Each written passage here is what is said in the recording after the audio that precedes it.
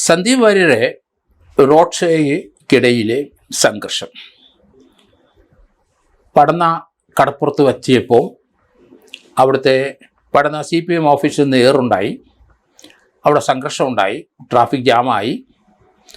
അങ്ങനെയാണ് ആ സംഭവം അവിടെ ഒരു സംഘർഷത്തിലും കല്ലേറിലേക്കും മാറിയത്.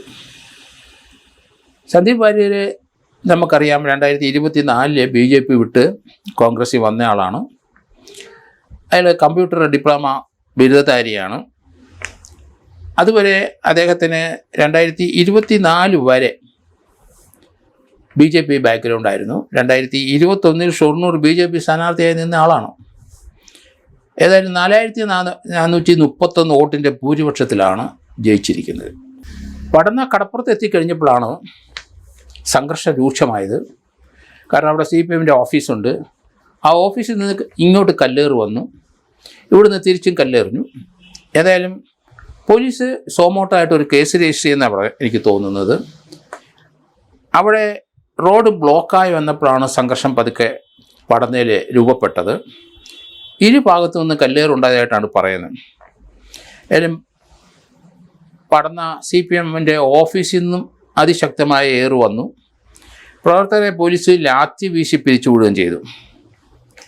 മഞ്ചേശ്വരത്ത് സുരേന്ദ്രൻ്റെ തെരഞ്ഞെടുപ്പിൽ അവിടുത്തെ സുരേന്ദ്രൻ്റെ ബോർഡ് വെച്ചെടുത്തും അവിടെ മോശമായ ചില ലെറ്ററുകൾ എഴുതി വെച്ചിട്ട് ഒരു പടക്കം വെച്ച് പൊട്ടിക്കുന്ന ദൃശ്യവും പുറത്ത് വന്നു. കുമ്പളം പോലീസ് സമ്മതിയ കേസ് രജിസ്റ്റർ ചെയ്തിട്ടുണ്ട്. വ്യത്യസ്ത മുൻതൂക്കം കൊടുത്തുകൊണ്ട് ചില വാക്കുകൾ അവിടുത്തെ ഇലക്ഷൻ വെച്ച ചില ബോർഡുകളിൽ സുരേന്ദ്രൻ്റെ വ്യത്യസ്തമായ രീതിയിലുള്ള ബോർഡിനകത്ത് വളരെ മോശമായ ഭാഷയിൽ അദ്ദേഹത്തെപ്പറ്റി മോശം എഴുതി വെച്ചിട്ട് അത് ഒരു ബോംബ് വെച്ച് തകർക്കുന്നതായിട്ടാണ് നമ്മൾ കാണുന്നത്. ഏതായാലും കേരളത്തിലെ പൊതുവെ ഇലക്ഷൻ്റെ വിജയ ആഹ്ലാദങ്ങളൊക്കെ സമാധാനപരമായിട്ടൊക്കെ നടന്നു. ചെറിയ ചെറിയ സംഘർഷങ്ങൾ അവിടെ ഇവിടെയൊക്കെ ഉണ്ടായി. ഏതായാലും CPM പൊതുവെ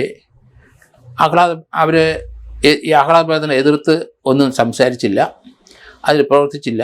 കുറച്ച് ശാന്തമായിരുന്നു കേരളത്തിൽ. അതുകൊണ്ട് ചില സ്ഥലത്ത് മാത്രമേ ഉള്ളൂ ഇതുപോലുള്ള സംഘർഷങ്ങൾ ഉണ്ടായിട്ടുള്ളൂ.